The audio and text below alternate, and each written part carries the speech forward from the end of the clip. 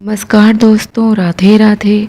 आपका अपने इस यूट्यूब चैनल हमारी संस्कृति हमारी धरोहर में हार्दिक स्वागत है। गंगा दशहरा हिंदुओं का एक महत्वपूर्ण त्यौहार है। गंगा दशहरा पर्व हर साल ज्येष्ठ के महीने में शुक्ल पक्ष के 10वें दिन मनाया जाता है। पुरानी कथाओं में गंगा दशहरा के दिन गंगा स्नान और दान पुण्य का विशेष महत्व है।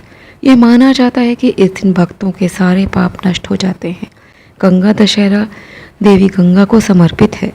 इस दिन पवित्र नदी में स्नान करना और दान करना शुभ माना जाता है। गंगा स्नान करने से व्यक्ति के जीवन के सारे पाप समाप्त हो जाते हैं। इस दिन लाखों की गिनती में भक्त गंगा नदी स्नान करते हैं और पवित्र नदी का पूजन भी करते हैं। तो दोस्तों, आज के वीडियो में आप देखेंगे गंगा दशहरा के दिन हम घर पर किस आसान विधि से पूजन कर सकते हैं। इस दिन हमें किन वस्तुओं का दान करना चाहिए और कितनी संख्या में दान करना चाहिए, और माँ गंगा की उत्पत्ति की कथा भी इसी वीडियो में आप सुनेंगे। इस दिन यदि आप गंगा स्नान करने नहीं जा सकते हैं तो घर पर ही प्रातः जल्दी उठकर स्नान करिए।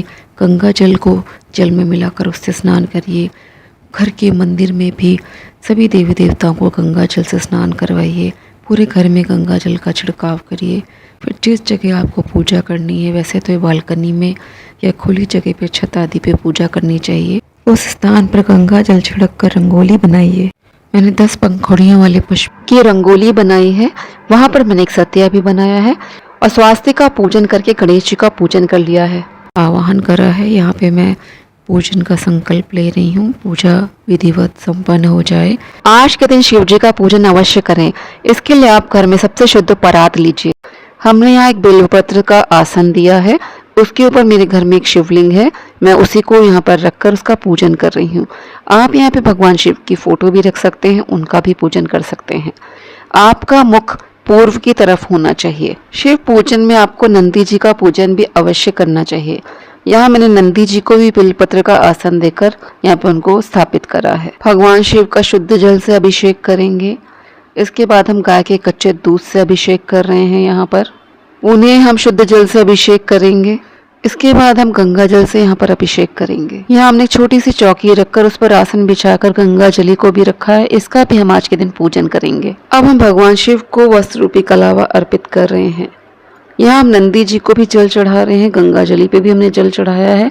इन्हें भी हमने वस्त्र रूपी कलावा अर्पित करा है। अब हम इस परात में शुद्ध जल भरेंगे और माँ गंगा का इसमें आवाहन करेंगे, क्योंकि हम इसी में आज दीपदान भी करेंगे। भगवान शिव को जनेऊ चढ़ाएंगे, उन्हें पीला चंदन लगाएंगे। यहाँ हम त्रिशूल पे भी चंदन लगा रहे हैं, नंदी जी पे भी पीला चंदन लगा रहे हैं। भगवान शिव को बिल्व पत्र चढ़ाएंगे, शमी पत्र चढ़ाएंगे। यदि आपके पास सफेद पुष्प हो तो सफेद पुष्प अर्पित करिए। यहाँ मैंने सफेद पुष्प अर्पित करा है, अक्षत चढ़ाया है, इन्हें भस्म लगाई है, सफेद चंदन लगाया है। अब हम इन्हें धूप दिखाएंगे और धूप को साइड में पूजन स्थल में रख देंगे। अब हम यहाँ मिश्री का भोग लगा रहे हैं। आपके पास जो भी भोग सामग्री उपलब्ध हो उसे आप यहाँ पे चढ़ा सकते हैं। अब हम परात पे कुमकुम का तिलक लगा रहे हैं। अब हम परात के जल को गंगा जी का स्वरूप मानकर उसमें पहले हमने रोली डाला है। अब हम उसमें हल्दी डाल रहे हैं। अब हम इसमें अक्षत डालेंगे। हम गंगा जली का भी पूजन करते चल रहे हैं। यहाँ पर नंदी जी को हम यहाँ पर दूर्वा अर्पित कर रहे हैं। इन्हें पुष्प अर्पित करा है। गंगा जली पे पुष्प अर्पित करेंगे। परात के जल में भी हम माँ गंगा को पुष्प अर्पित कर रहे हैं। गंगा तट पे कलावा अर्पित कर रहे हैं। माँ गंगा को भोग अर्पित कर रहे हैं। अब हम यहाँ पर ऋतुफल अर्पित कर रहे हैं, खरबूजा, आम। आपके पास जो भी फल उपलब्ध हो आप चढ़ा सकते हैं। माँ गंगा को कम से कम 5 सुहाग सामग्री अवश्य अर्पित करें। चूड़ी, बिंदी, मेहंदी, पीला सिंदूर, चुन्नी। आप 16 श्रृंगार सामग्री भी यहाँ पर अर्पित कर सकते हैं। आप अपने सामर्थ्य अनुसार यहाँ पर सामग्रियाँ अर्पित कर सकते हैं। श्रद्धा अनुसार आप यहाँ पर दक्षिणा चढ़ा दीजिए। हमने शिव जी का पूजन करके उन्हें चौक पे विराजित कर दिया है। अब हम यहाँ पर दीपदान कर रहे हैं। दीपदान के लिए आपको पूजनीय वृक्षों के पत्तों पर दीपदान करना चाहिए। यहाँ मैंने बरगद के पत्ते ले लिए हैं। ये 10 पत्ते हैं। गंगा दशहरा के दिन 10 की संख्या का बहुत अधिक महत्व होता है। मैं यहाँ पर 10 दीपक प्रज्वलित करके रख रही हूँ। इन दीपकों पे हल्दी, कुमकुम, रोली, पुष्प और भोग चढ़ाकर इनका पूजन करा है। माँ को सुहाग सामग्री, फल, मिठाई, दक्षिणा आदि चढ़ा के अंत में आरती करके पूजा संपन्न करिए। खाद्य पदार्थ, वस्त्र, घड़ा, पंखा, जूते, इन सब चीज़ों का इस दिन दान अवश्य करना चाहिए। गंगा दशहरा के दिन आपको माँ गंगा की उत्पत्ति उत्पत्ति की कथा भी सुननी चाहिए। गंगा दशहरा व्रत कथा। पौराणिक कथा के अनुसार एक बार महाराज सगर ने व्यापक यज्ञ किया। उस यज्ञ की रक्षा के लिए महाराज के पोते अंशुमान ने यज्ञ की रक्षा का भार संभाला। इंद्र ने सगर के यज्ञी अश्व का अपहरण किया। अंशुमान ने सगर की 60,000 प्रजा लेकर अश्व को ढूंढना शुरू कर दिया। सब जगह ढूंढने पर अश्व नहीं मिला। फिर अश्व को पाताल लोक में खोजने के लिए पृथ्वी को खोदा गया। पृथ्वी को खोदने पर उन्होंने देखा कि भगवान महर्षि कपिल के रूप में तपस्या कर रहे थे। उन्हीं के पास अश्व घास चर रहा था।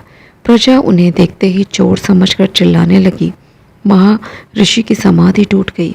जैसे ही महर्षि ने अपनी आँख खोली वैसे ही सारी प्रजा भस्म हो गई। महाराज भगीरथ ने वैसे ही किया जैसे उन्हें कहा गया।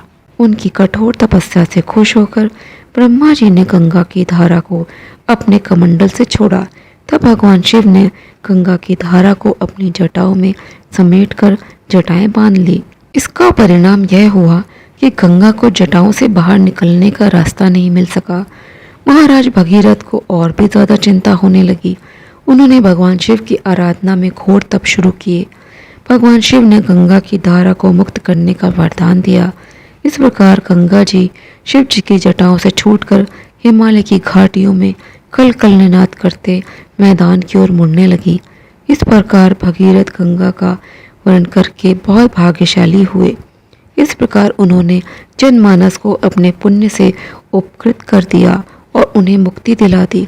गंगा जीवन दान के साथ साथ मुक्ति भी देती है। इसी कारण गंगा की महिमा पूरे भारत में गाई जाती है। गंगा दशहरे का महत्व। भागीरथ की तपस्या के बाद जब गंगा माता धरती पर आई थी उस दिन ज्येष्ठ शुक्ल पक्ष की दशमी थी। जिस दिन गंगा माता धरती पर आई वह दिन गंगा दशहरे के नाम से जाना जाने लगा। इस दिन ब्रह्म मुहूर्त में उठकर सभी कामों से निवृत्त होकर गंगा स्नान कर लें।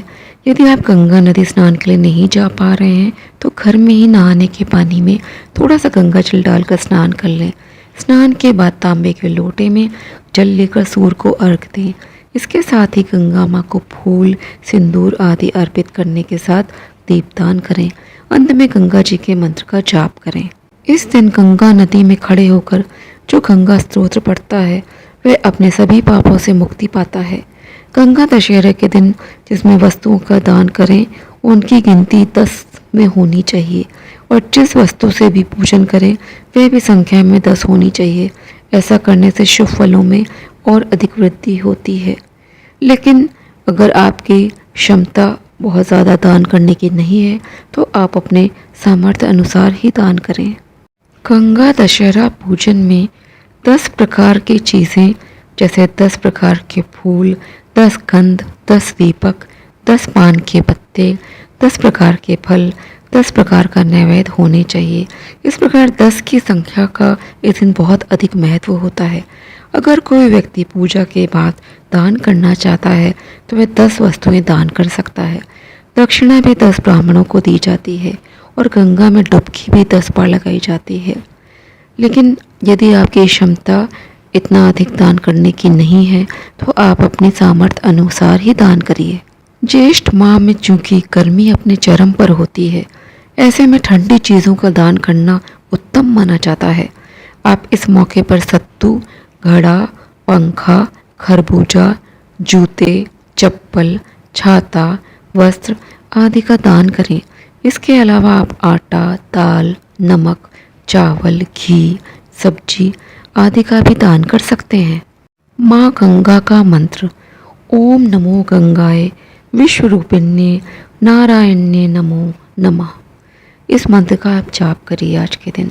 शास्त्रों के अनुसार गंगा अवतरण के इस पावन दिन गंगा जी में स्नान एवं पूजा, उपवास तथा उपासना करने वाला व्यक्ति 10 प्रकार के पापों से छूट जाता है। 10 प्रमुख पाप इस प्रकार हैं: 3 प्रकार के दैहिक, 4 वाणी के द्वारा किए हुए एवं 3 मानसिक पाप। ये सभी गंगा दशहरा के दिन पतित पावनी गंगा नदी में स्नान करने से धुल जाते हैं। तो दोस्तों, आज का वीडियो मैं यहीं पे समाप्त करती हूँ। भगवान शिव और माँ गंगा आपका कल्याण करें। मेरा वीडियो यदि आपको पसंद आया हो तो इसको लाइक करें, शेयर करें, मेरे चैनल को सब्सक्राइब करना ना भूलें। जय श्री कृष्ण, जय श्री राधे।